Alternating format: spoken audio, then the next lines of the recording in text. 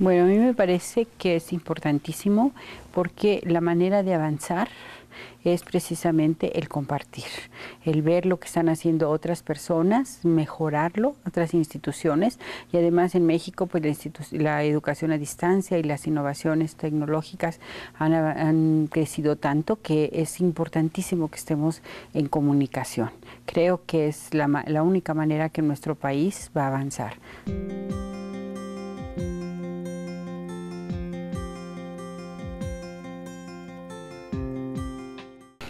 Bueno, yo creo que hay que estar muy atentos a lo que nos dicen nuestros alumnos. Hay que estar oyendo a los alumnos, hay que estar escuchando lo que ellos necesitan. Yo creo que el giro que tenemos que dar en educación a distancia es, por un lado, pues avanzar en la parte tecnológica, pero también acercarnos a los alumnos, ver sus necesidades, ver qué requieren en este momento, cuáles son sus intereses y llevarlos a los intereses de la academia. O sea, la academia es importantísima, no podemos nosotros pensar que si un alumno dice, bueno, yo no quiero estudiar con muchísima profundidad un tema, bueno, pero nunca va a poder ser un arquitecto si no lo estudia con la profundidad necesaria. Pero entonces no es renunciar a la profundidad y a la complejidad, pero sí partir de todo lo que saben nuestros alumnos. Yo creo que los alumnos de este momento son alumnos muy sabios, ¿sí?, pero que no saben exactamente lo que nosotros queremos que sepan. Por eso a veces decimos, ahorita son alumnos desinteresados. Tenemos que acercarnos a ellos y a partir de eso yo creo que esa es la innovación más importante y además más compleja que tenemos que dar en educación.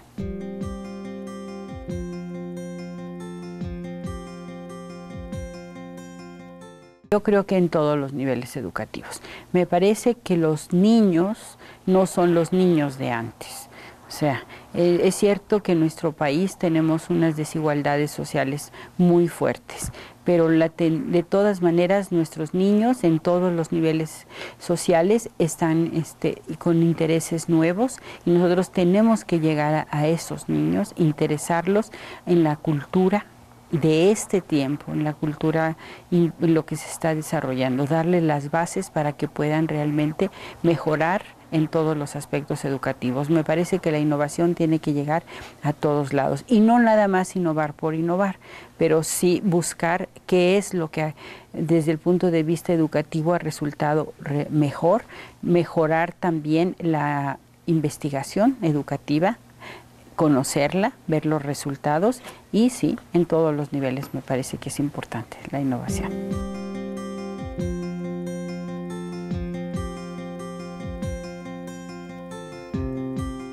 Nosotros presentamos, la doctora Guadalupe Vadillo y yo, presentamos el bachillerato a distancia que desarrolló la UNAM y recibimos el premio a la innovación educativa.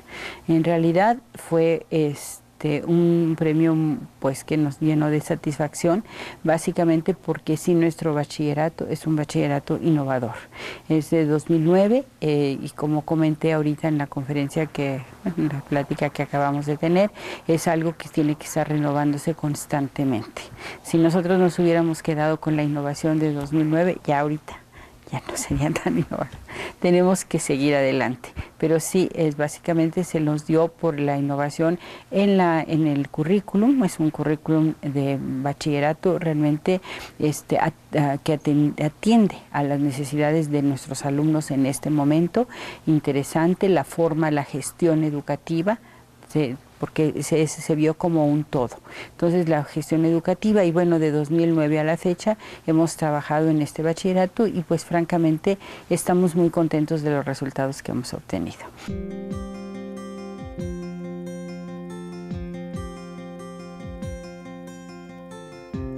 Bueno, en primer lugar me parece que hay que hablar con ellos, presentarles las oportunidades y lo que significa estudiar un bachillerato.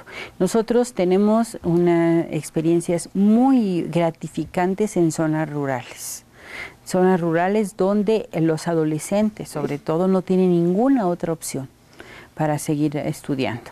Y cuando se les presenta esta opción y van a tener, en el caso, por ejemplo, de nuestro bachillerato, profesores especialistas, expertos, doctores, maestros en esto.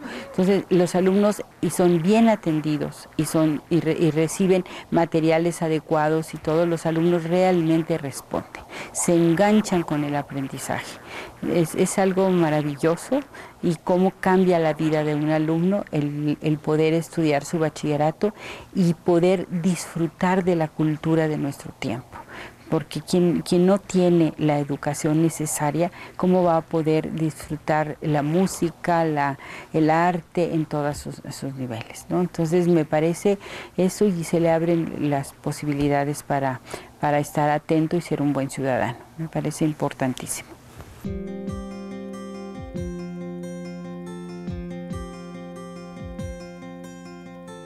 Bueno, yo creo que es el gran reto. O sea, por un lado, me parece que todos los alumnos debían tener acceso a esas tecnologías, usarlas y todo.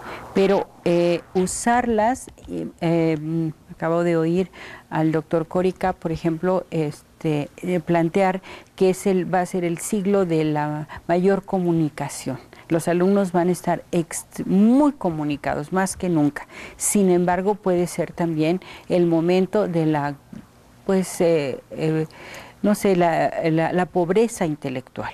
Entonces, tenemos que combinar, y por eso yo decía, en función de esos intereses, de esa comunicación, llevar a los alumnos a procesos complejos, que no se queden en cosas rápidas, sino llevarlos, pero saber que a ellos les interesa eso, y de qué manera llevamos a estos alumnos a las cuestiones más complejas y todo, para que sean alumnos muy informados, muy comunicados, pero muy sabios.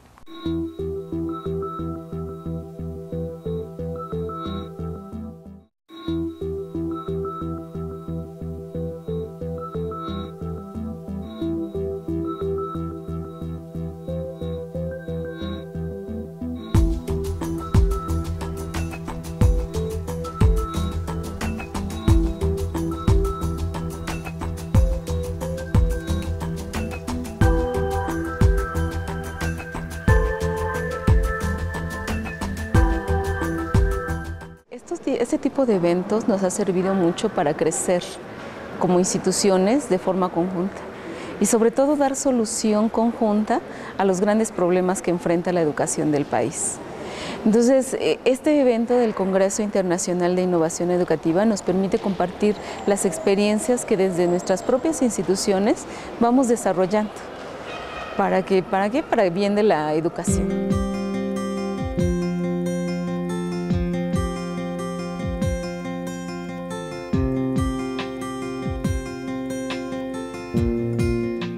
Como docentes tenemos que romper muchos paradigmas y dar apertura a nuevas metodologías y sobre todo, bueno, ahora incluir a las tecnologías. Yo creo que ya no se puede pensar una educación que no lleve incluidas las tecnologías como un elemento potenciador del conocimiento y de una mejora para el aprendizaje.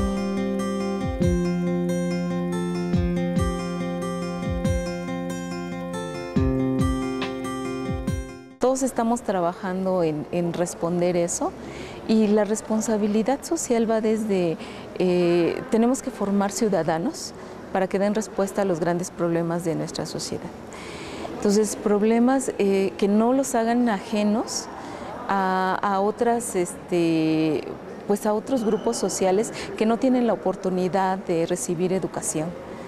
Entonces, la innovación es muy importante en este sentido, porque yo creo que ahora el aprendizaje tiene que estar no solamente en el aula, sino salir a las calles, salir a la sociedad, ver los problemas para que desde que alguien inicia una carrera, se empiece a tomar conciencia de cómo puede contribuir a través de su formación, desde luego, a resolver los grandes problemas de la sociedad.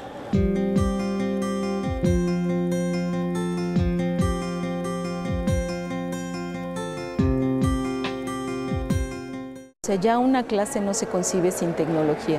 Yo creo que tenemos que tener la capacidad de experimentar también todas las herramientas tecnológicas que están surgiendo. Por ejemplo, esto de los salones invertidos, los flipped classroom.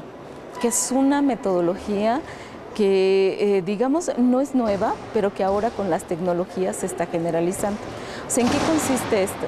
En que el alumno, el profesor ya no da una clase, sino que más bien desarrolla materiales que los alumnos ven a través de videos. Se le explica una clase, explica un concepto, que los alumnos ven estando en su casa, estando fuera de su salón de clase.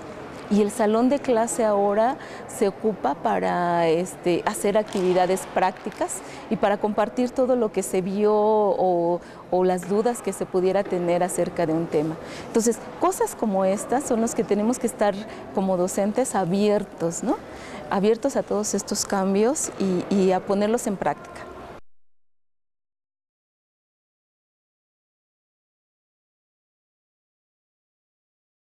Yo creo que sí, a estos momentos la calidad de la educación a distancia ha crecido muchísimo. ¿Por qué? Porque precisamente todo este trabajo conjunto entre las instituciones nos ha hecho darnos cuenta de que hay diferentes factores que intervienen en la calidad de un programa, como son la formación de docentes. Entonces ahora ya no se concibe un programa educativo en modalidad de distancia sin que los docentes de esa modalidad hayan recibido una capacitación especializada, ¿no? Sin que los recursos educativos hayan pasado por un control de calidad específico. Algo que está limitando, yo creo que a la educación a distancia es la conectividad, porque debemos de estar conscientes de que no toda la población tiene acceso a la tecnología. Aun cuando nuestro país es, digamos, de los países en donde hay acceso abierto en las grandes capitales, pero pues en el interior del país no es el común, ¿no? Entonces es algo que debe trabajar tanto el gobierno como las instituciones en mejorar la conectividad del país completo para que efectivamente los programas a distancia puedan, digamos, alcanzar su potencialidad.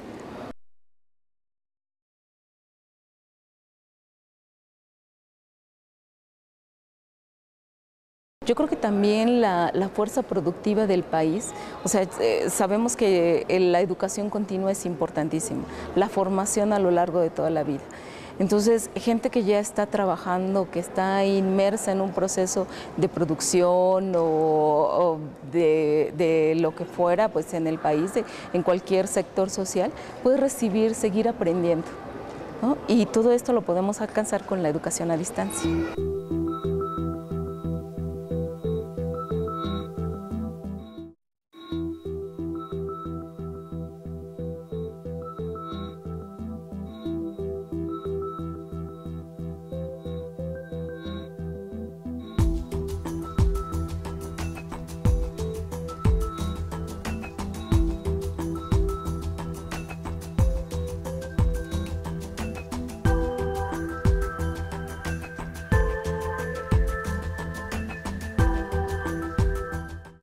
Desde mi punto de vista, su principal aporte ha sido que nos ha hecho reflexionar de una manera más persistente, más continua, más organizada, más metódica sobre nuestros procesos de enseñanza-aprendizaje.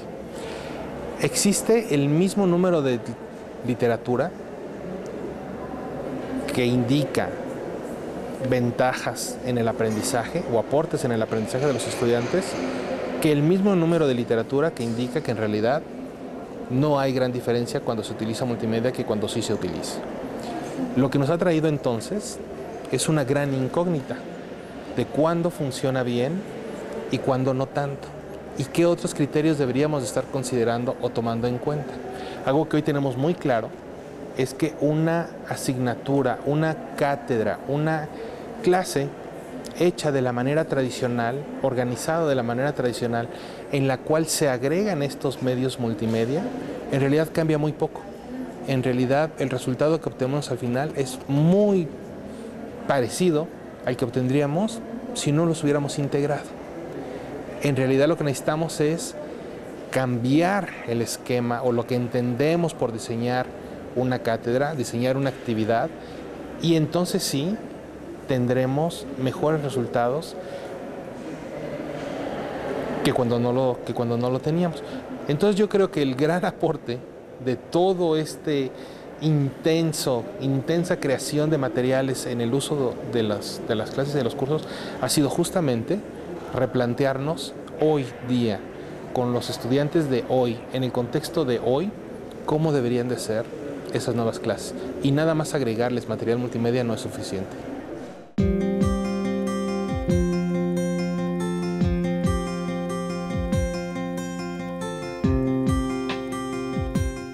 La interacción humano-computadora se refiere a que los usuarios tenemos ciertas capacidades cognitivas y tenemos ciertas capacidades para manipular información.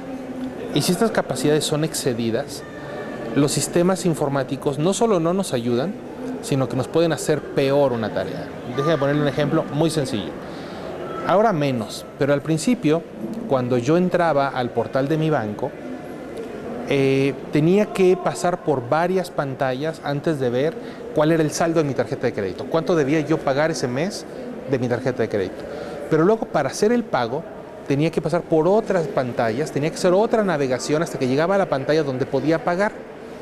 El problema es que cuando llegaba a la pantalla donde podía pagar, ya se me había olvidado cuánto era. Entonces yo tenía que tener un papelito al lado donde anotar esos resultados intermedios para poder usar el sistema.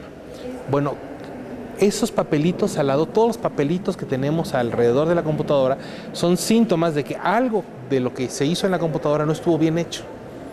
Y de que yo tengo que resolverlo, yo tengo que ayudarle a la computadora a través de todas estas notitas intermedias, porque la manera en cómo está organizado el sistema no es eficiente. No solo no es eficiente, sino que supera mis posibilidades humanas. Entonces la interacción humano-computadora es una rama de ciencias de la computación, pero también es una rama de la psicología y de la antropología, donde lo que se estudia es cómo es el usuario, qué hace el usuario, qué espera el usuario, de modo que los sistemas informáticos se adapten a esta manera de pensar y a esta manera de hacer las cosas. Y no sea yo, como usuario, el que me enfrento ante una pantalla que no entiendo, que no sé cómo utilizar, que necesito que me den cursos, pero en el primer curso no entendí. Entre más cursos me dan para poder usar un programa, es una más clara evidencia de que ese programa estuvo mal hecho. Y todo esto lo estudia la interacción humano-computadora.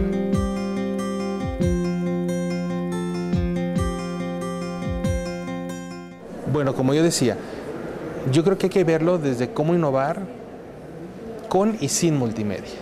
El reto para los profesores hoy en día es cómo llego a mis estudiantes, cómo les hago significativo mi material y cómo juntos llegamos a mejores resultados.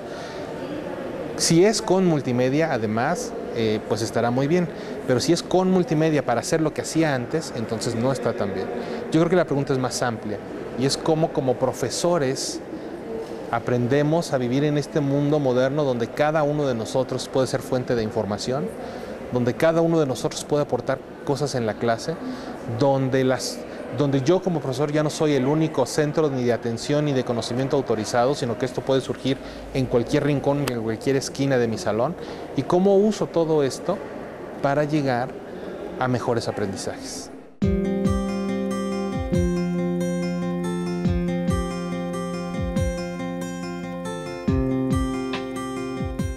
Es primordial, es fundamental, está cambiando la sociedad, está cambiando la economía, está cambiando la ecología, está cambiando la manera como entendemos la academia y está cambiando la manera como entendemos las instituciones educativas. Todo esto nos está llevando en una vorágine de temas y de modas y de gente que hable, que dice, sentarnos y reflexionar juntos es uno de los ejercicios primordiales en esta nueva época.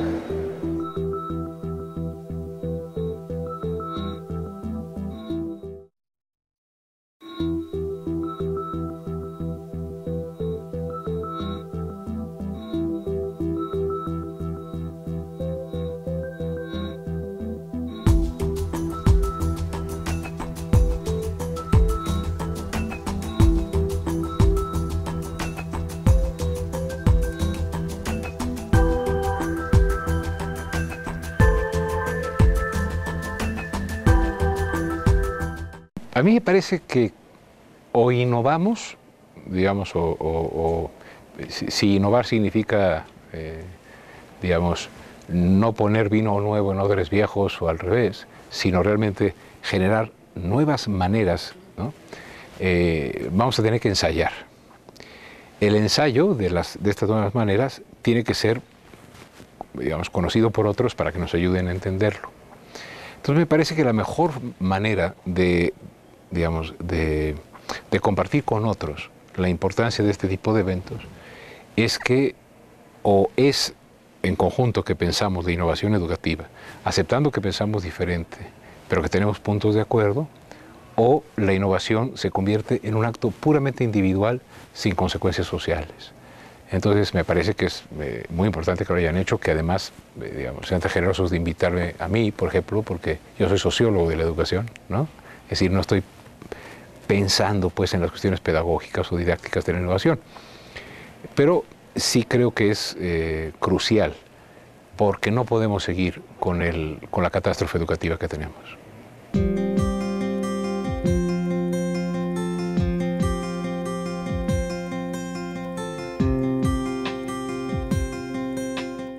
Tengo la impresión de que tenemos una falla en el sistema que desde la educación básica no está generando los cimientos fuertes con los cuales, digamos, nuestros estudiantes tengan la capacidad de aprender de una manera más fluida. Entonces tenemos un doble reto. ¿Cómo hacemos para fortalecer esas frágiles estructuras cognitivas que tienen de una desastrosa educación básica que tenemos que mejorar urgentemente? Y además, ¿cómo fortalecemos eso, pero también, digamos, generando nuevas estrategias, ¿no? Entonces, hay una cuestión que es importante decir. En la educación media superior y superior, se supone que si sabemos de algo, lo podemos enseñar. Y eso es un error, porque no es cierto que por saber de algo yo tenga la capacidad didáctica de generar un ambiente para que eso se aprenda. Una primera sugerencia, después de pensar lo que aquí se ha discutido, es que yo creo que todas las carreras profesionales en México, así como tienen servicio social, deberían de tener 3 o 4 asignaturas o 2 en las cuales hubiese una cuestión como práctica docente dirigida. Es decir, que entendamos que la función de enseñar, como nadie enseña nada, sino solo aprende el que aprende, es construir ambientes de aprendizaje. Y construir ambientes de aprendizaje no es repitiendo lo que sabemos, sino es planteando preguntas, proponiendo dilemas, escuchando las preguntas de los muchachos y de las muchachas. Entonces, la innovación, por ejemplo, en términos didácticos, tiene que pasar por romper el mito de que el que sabe puede enseñar. A veces, contra más sabes, enseñas peor. Hay personas que saben menos, en términos de que a lo mejor no tienen los grados que otro, y sin embargo son extraordinarios profesores. ¿Y qué es un extraordinario profesor? No es el que hace que todos sus chiquillos o jóvenes saquen 10. La calificación no importa tanto como que genere personas que estén en condiciones para aprender toda su vida. Producir eso es la mejor innovación que podemos tener. Me parece, por ejemplo, que hacer una educación que sea menos pasiva ante el empleo y espere que siempre hay un empleo esperándome, sino que entienda que en este nuevo mundo lo que necesitamos es meter mucho más expectativas de autoempleo en el sentido de emprender a alternativas, digamos, jardines verticales, cocinar, cuestiones que hace 20 años eran imposibles para un universitario. Todos teníamos que ser licenciados, médicos o ingenieros. Me parece que también por ese lado hay mucho que aprender. Pero quizás la cosa más importante es que la innovación educativa en educación superior es entender que la información crece 1 kilómetro, digamos, cada día, y la conocemos, si acaso, con 1 milímetro de profundidad. Que la formación educativa en educación superior y media superior no es que repitan el kilómetro con 1 milímetro de profundidad, sino que a través del estudio de 100 metros pero con 100 metros de profundidad, desarrollen la capacidad para luego aprender los 1000 kilómetros o los que quieran. Esa conversión de nuestra mirada en términos de que hoy el egresado de las escuelas, o el que va de la media superior a la superior, o el que está en la superior, no sale para poder trabajar toda la vida, sino está preparado para aprender. Eso creo que es lo principal.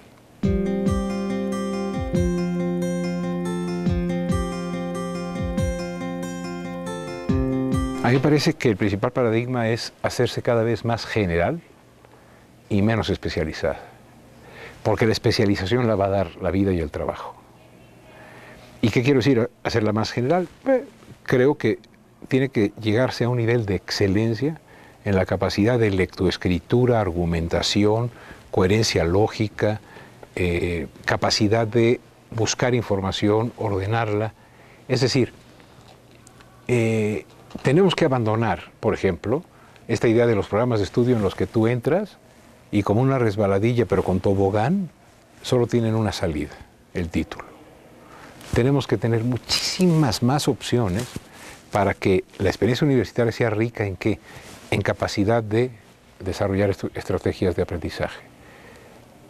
Si logramos entonces poner en la educación superior más condiciones, digamos, de educabilidad y menos de especialización, vamos a entender que entonces, al tener más potencia en la capacidad de aprendizaje, la información está disponible. Lo que no está disponible, lo que no te da el doctor Google, lo que no te da ningún navegador, lo que no te da Facebook, son las estructuras.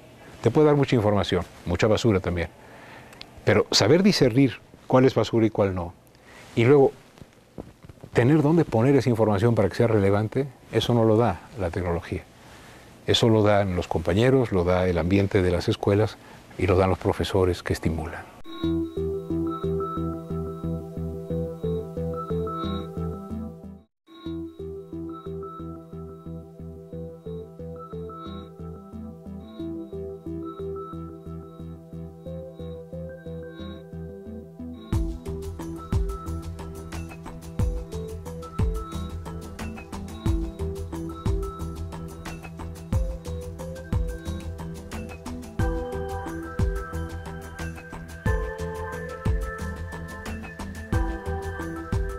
Yo creo que es uno de los grandes errores de concepción en nuestros tiempos, que los chicos y los muchachos saben más de tecnologías digitales que los maestros. Yo no coincido con esa visión, creo que son cuestiones aprendidas y algunos muchachos tienen más aprendizaje al respecto y más camino y otros no tienen acceso a esa información y están del otro lado de la brecha tecnológica. Es por ello que yo considero que si bien los estudiantes son muy heterogéneos en materia de tecnologías de la información, los profesores también tienen la oportunidad de aprender esas tecnologías para enseñar mucho mejor a sus estudiantes. En cuanto a la parte de multimedia, yo creo que la multimedia ha sido más que superada en los últimos años. Ya es muy difícil distinguir qué es lo multimedia y qué es lo estático, y cada vez hay más sitios interactivos con tecnologías que se llaman, desde mi punto de vista, incorrectamente de la web 2.0, pero que son una evolución de las tecnologías de la web a secas. Y esa web ha evolucionado de tal manera que ya adquiere todas las habilidades que se tuvieron con la multimedia tradicional de hace 20 años. Es decir, que las páginas web, el Internet en sí mismo, ya es completamente multimedia desde el punto de vista tecnológico. Ya no necesitamos hacer una distinción como si fuera un mundo aparte cuando hablamos de la multimedia y los materiales interactivos, porque ya toda la Internet puede ser interactiva.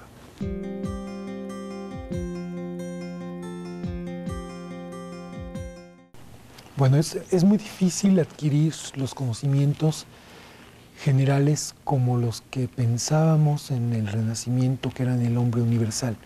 Es decir, una persona que hoy en día quisiera saber de todos los temas es prácticamente imposible por los volúmenes de información con los que contamos. Incluso cuando uno se especializa en cualquier tema del conocimiento humano, se lleva muchos años en lograr adquirir una especialización tal que le permita innovar en cualquier dirección. Es muy complicado lograrlo.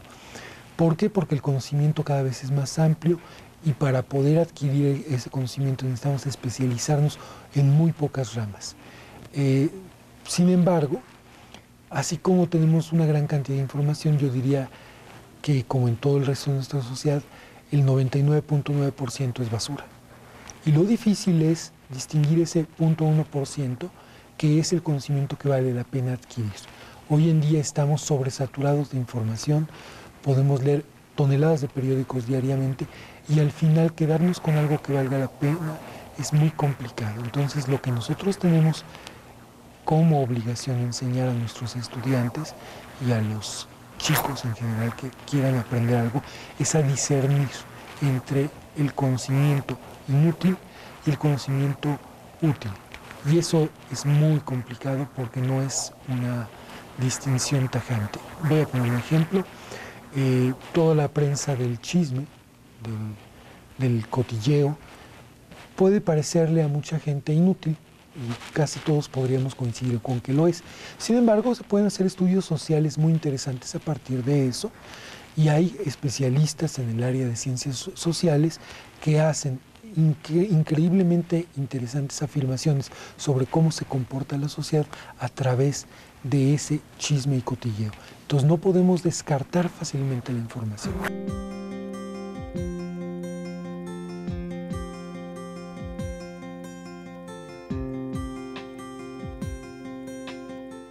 Bueno, hay varias hipótesis que tenemos en este momento en la universidad.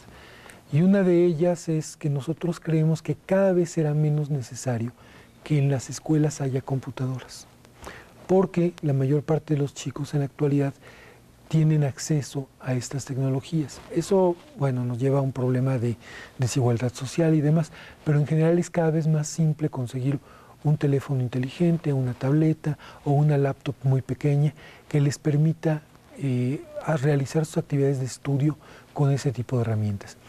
El modelo de hace 20 años o 30 años de que las computadoras estaban en la escuela, en aulas o laboratorios de cómputo, creo que se está convirtiendo en obsoleto. Entonces nuestra obligación más bien es preocuparnos por los contenidos y por el medio de transmisión. Por ejemplo, que haya mejores redes inalámbricas abiertas para los estudiantes, que haya mejores fuentes de información para los estudiantes y por supuesto contenidos estructurados que nos lleven en la dirección que nosotros queramos llevar a nuestros estudiantes.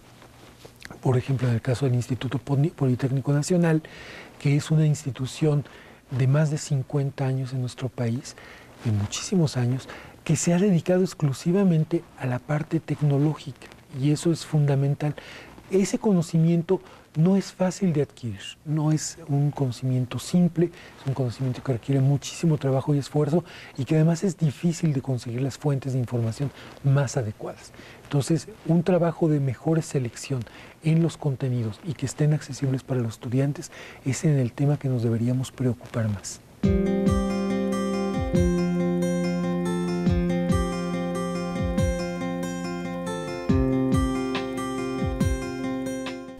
Bueno, nosotros hemos visto que hay un declive muy grande en la videoconferencia tradicional.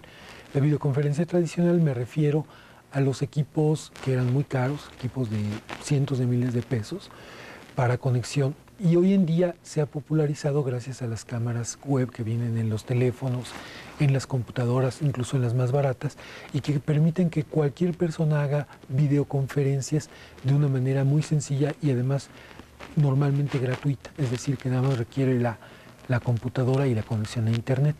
Entonces, sí se ve una explosión en esa dirección de que cada vez haya más videoconferencias y más videos en la red distribuidos. Un ejemplo de ello es, por ejemplo, la Khan Academy, que tiene videos de muy buena calidad para aprender matemáticas y ciencia y que se pueden ver en el momento que uno quiera. Y bueno, no son videos de dos vías, es decir, es un video de consumo, digámoslo así, como podría ser un programa de televisión o la telesecundaria. Pero en el ámbito de la videoconferencia de 2 vías, tenemos cada vez más expresiones muy interesantes como los Google Hangouts, en los cuales uno se puede conectar a una videoconferencia con muchos puntos de interacción.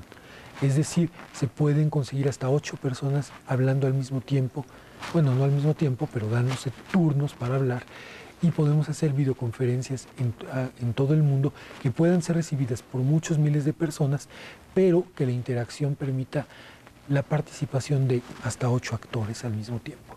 Y eso nos está cambiando la forma de ver las videoconferencias. Antes era mucho más complicado organizarlas, hoy en día simplemente es una conexión que hacemos a un sitio y que nos permite no solo transmitir la videoconferencia, sino además grabarla y editarla y ponerla en línea prácticamente de forma inmediata.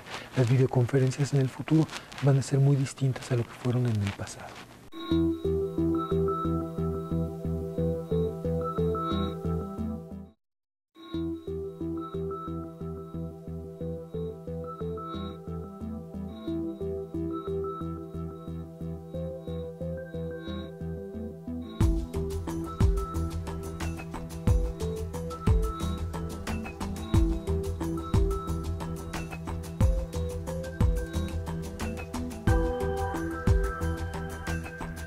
Puede ser de diferentes maneras, ¿no? La principal es que finalmente ofrece un nuevo espacio que el que no se tenía en la presencial. Cada vez que uno utiliza una tecnología y comunica con otros profesores, estudiantes, es como si de repente nos saliéramos de ese espacio y estuviéramos en otro espacio. Por ejemplo, cuando estamos en un correo electrónico, estamos en el espacio de correo electrónico comunicando de cierta manera. Un Facebook, una red social o una plataforma educativa. Son espacios nuevos, que son espacios virtuales, que tienen sus propias reglas de interacción, y es sobre todo eso, es que esos espacios están por todo el mundo y se puede entrar en cualquier momento y en cualquier lugar. Esa es quizás la parte más importante.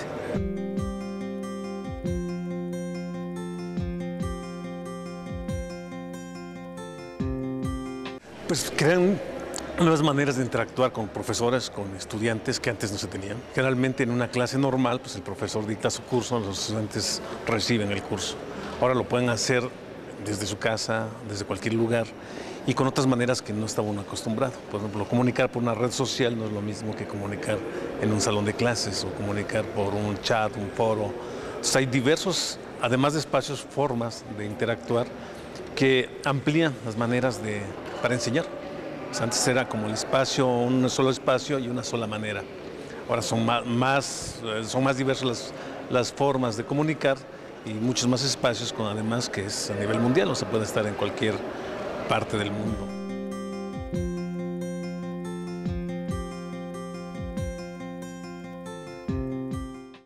Aquí lo importante en este caso no es tanto, bueno, sí la tecnología, pero es la manera en que están hechos los materiales. O sea, sí, podemos tener una excelente tecnología, pero si no hay una creación de recursos educativos con un sentido pedagógico, didáctico, de nada serviría la tecnología. Entonces, realmente donde se tiene que avanzar más es en la calidad pedagógica, didáctica de los materiales, que es muy diferente a la calidad de una educación presencial. Entonces depende mucho de la calidad educativa de los recursos educativos que se utilizan con la tecnología.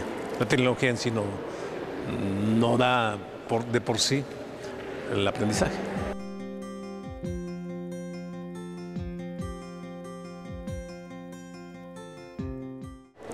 Pues cada vez utilizando más los recursos que ofrece Internet, los teléfonos móviles, las tablets. Cada vez hay más disposición tanto de artefactos físicos como los lógicos, que son los programas, que facilitan esa amplitud. La educación a distancia ha dado oportunidad a muchas personas que no pudieron terminar sus estudios y lo pueden hacer ahora a través de esta opción, porque ya pueden asistir a estos espacios virtuales sin necesidad de ir a un espacio real.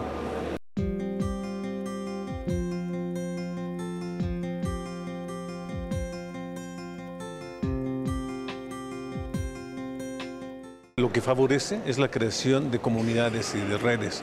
Por ejemplo, en un salón de clases hay el profesor y el grupo de estudiantes. Ahora se pueden crear comunidades de estudiantes que están incluso fuera del aula o profesores que pueden hacer más trabajo de academia con otros profesores. Entonces se amplían las posibilidades más sociales de poder aprender y eso facilita también el aprendizaje cuando se socializa el aprendizaje también.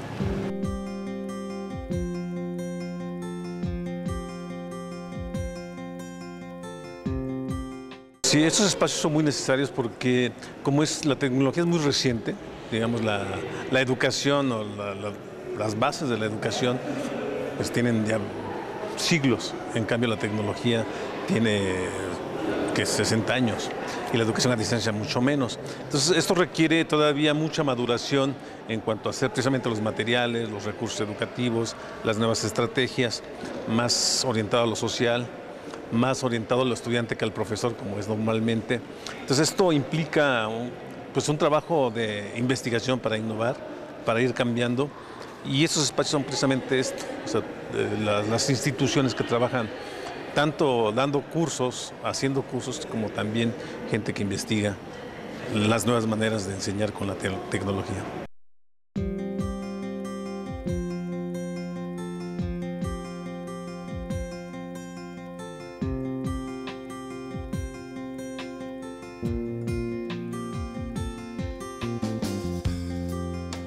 Por un lado, precisamente con los nuevos contenidos, antes por ejemplo era un libro o revistas o mis notas. Ahora con la web es como si pensáramos en un libro que está distribuido en todo el mundo. Cuando uno está en internet, uno va como hojeando una gran biblioteca. Y esas hojas están construidas en muchos lugares por muchos expertos o inexpertos también. Pero esto lo amplía.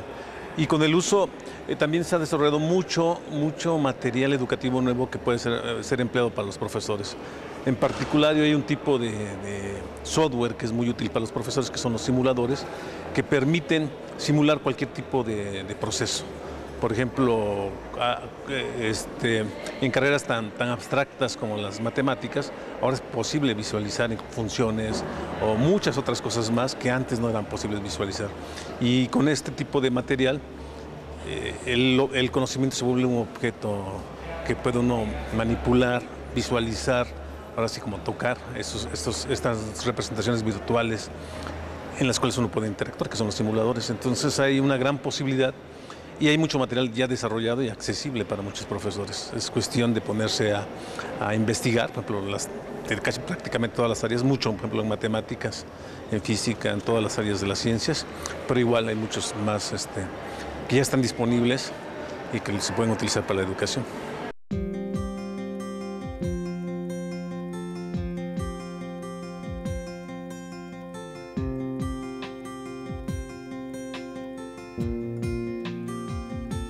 Sobre todo ahorita lo que hay es más información, más que conocimiento. O sea, realmente no se han creado todavía las comunidades de conocimiento, que sería la siguiente fase. Estamos en un sistema de información. Para pasar una red de conocimiento tiene que haber algo más. El conocimiento es más que información. Entonces, es como el siguiente paso en el desarrollo de estas redes, crear redes de conocimiento, comunidades de aprendizaje. Que de alguna manera cuando uno está en una universidad, esta es una comunidad de aprendizaje, este es un espacio de aprendizaje, pero llevarlo a este nivel, pues todavía requiere un gran esfuerzo. Y efectivamente hay una gran cantidad de información que nos inunda o que nos confunde o que nos perdemos y ahora lo que se tiene que hacer es cómo clasificar esa información, que sería el principio para crear conocimiento, o sea, para no inundarse de información, tener sistemas que nos permitan seleccionarla, clasificarla, organizarla para un área de conocimiento. De manera más pertinente y sistemática.